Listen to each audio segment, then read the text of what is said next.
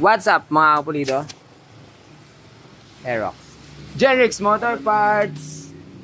Shoutout sa kanya. Shoutout sa mga to. Shoutout sa mga sa paligid ko. Gagayahin natin si Immortal. Idol na marami. Isa ka ba sa mga namumroblema sa mga ito? Laging tumatalsik? Laging nalalaglag? Heto para sa'yo. Teka lang, may bumibili ng pandagdag. Eto, sir. Ay, ito pala kita. Pera. Pera sa kamay na madumi. Dirty hands, clean money. Sukli ay tara. Thank you. Balik tayo dito. Bakit ba? Vlog tayo na. Nawari lagyo mo. Shoutout kay Cyrus Avila ng Asturias, Tarlac. Nandito ang ating regular customer. Si El Gastos. Si Chekwa.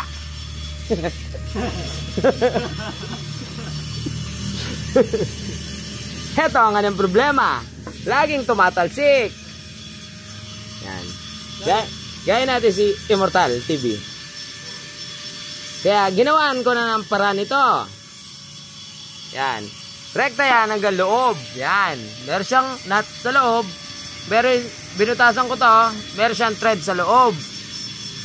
Tapos, binutasan ko rin dito. Tapos nilagyan ko ng thread. Para siguradong di matanggal. Kahit maalikabok pa sa inyo, ay matagtag pa sa inyo.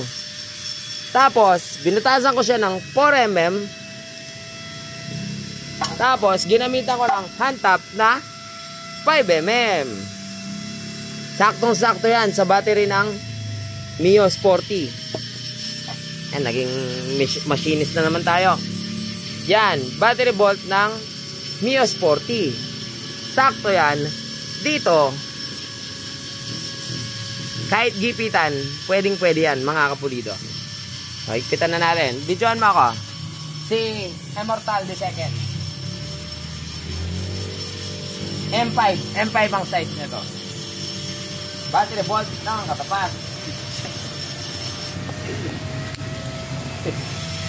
Yan po, Nobita ng Asturias. Yan. 8mm. Yan po si Lenok. 8mm na boxes ang ginamit natin. Siguradong napakatibay, napakapulido.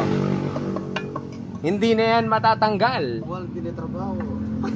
Siguradong pang matagalan. Alright, mga kapatid, bye-bye. Pulidong gawa, syempre. Yan. At Genrix. Aerox, shoutout kay Sir. Mula sa Miguel. Tarlac. Tarlac. Tapos ito, meron tayong on process 4 bulbs na naman. Tapos Aerox 63. Ano yun? Anong papagawa doon? Sa'yo yan? Bolton, boss, Bolton. Bolton. Button daw. Click, Das Marinas. Tapos na, pipick upin na bukas. Ito, for tuning. 4B rin. Ano naman sinulat dito? Compression ratio. For tuning na lang to, Lingayen.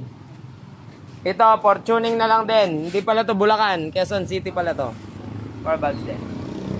Salamat sa panonood. Patuloy na suporta mga kapulido. Hanggang sa muli natin pagkikita. Paalam.